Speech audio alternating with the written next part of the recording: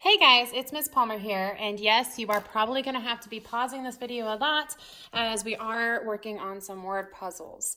So our objective will be to be able to use the properties of similarity and scale factor to analyze a question.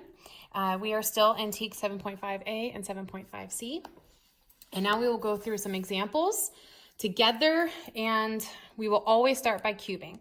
So, cubing first. When I go through, I'm going to read the problem entirely, and then I'm going to go back in and I'm going to circle my numbers. I'm going to underline my question, box any keywords, and then eliminate anything that's unnecessary. So an architect is reviewing plans for a house. A living room measures 4 inches by 6.5 inches on the plans. If the scale is 1 inch to 3 feet, what is the area of the living room? So going back in, and I will circle all of my numbers, so that way I can clearly see what I'm dealing with. I will underline my question. What is the area of the living room? I will box any keywords. I see that I know what my scale is, and I'm going to box the word area. I don't have any information that I can really eliminate. I mean, if I wanted, I can eliminate the architect is reviewing a plan, but I don't necessarily have to. My second step is to pick a strategy. So when I see scale, I'm thinking one box automatically. So that's the strategy that I'm going to go with.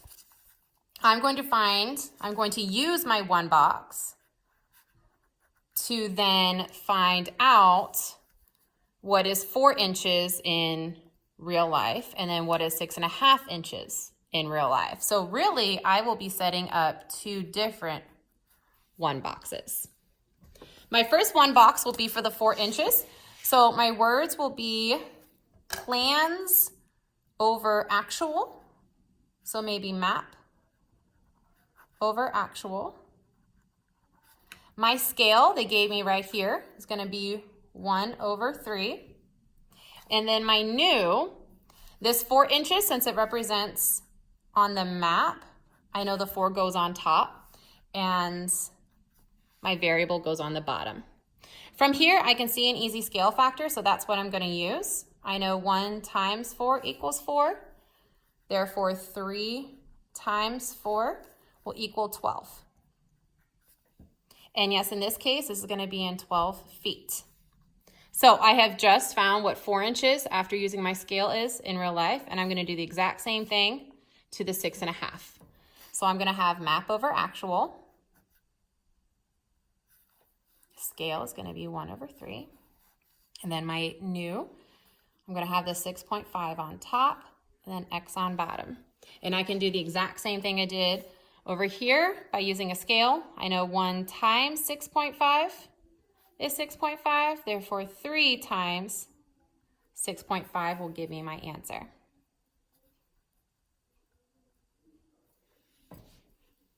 Okay, and now I know what my width is and what my length is. And the reason I box this word area is because I don't just need to convert these 2 numbers, I also need to find the area of the living room. And to find area, it is always going to be length times width. So now I'm going to plug in my 2 numbers. I know area will equal length times width, so 19.5 times 12.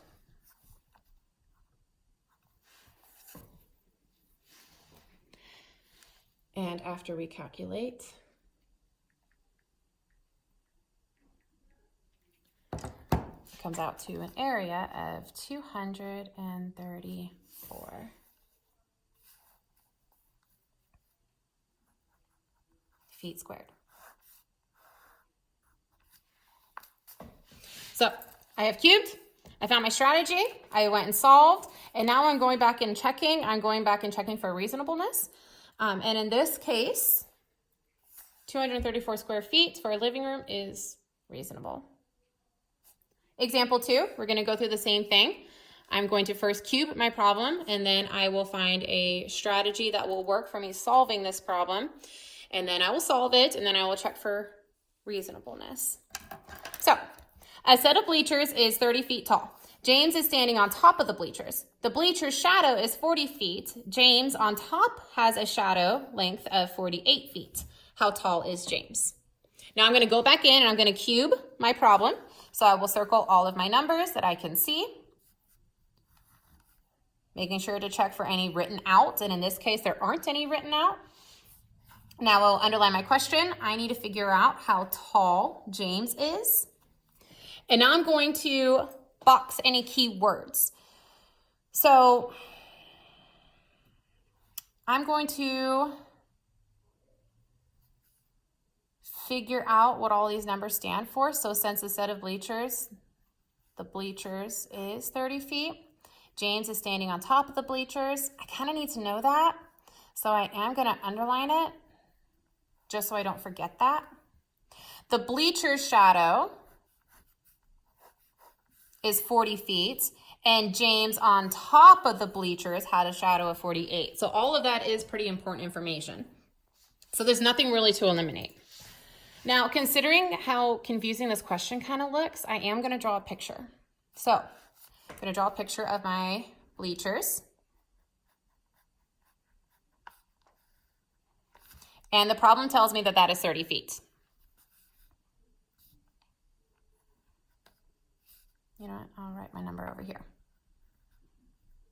30 feet. Then it says that James is standing on top of the bleachers. So I'm going to draw James on top of my bleachers. Then it says that the bleacher shadow is 40 feet. So I'm going to draw my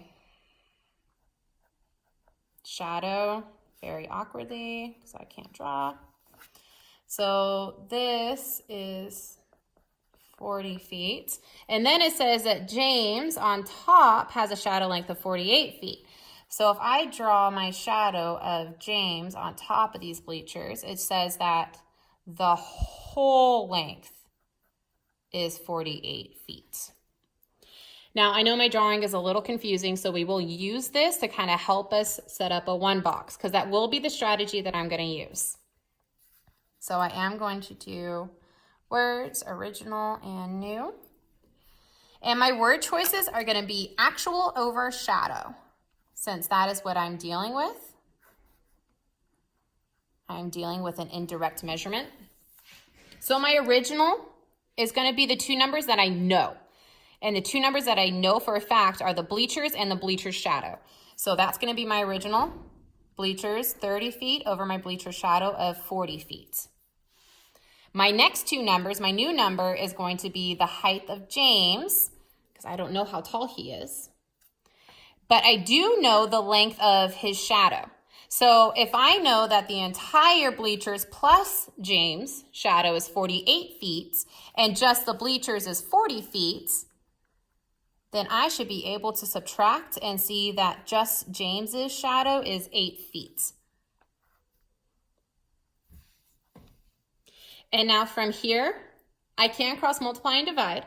I can also reduce the 30 over 40 by 10 and then use a scale factor. So that's what I'm going to do. I'm going to do 30 divided by 10, 3.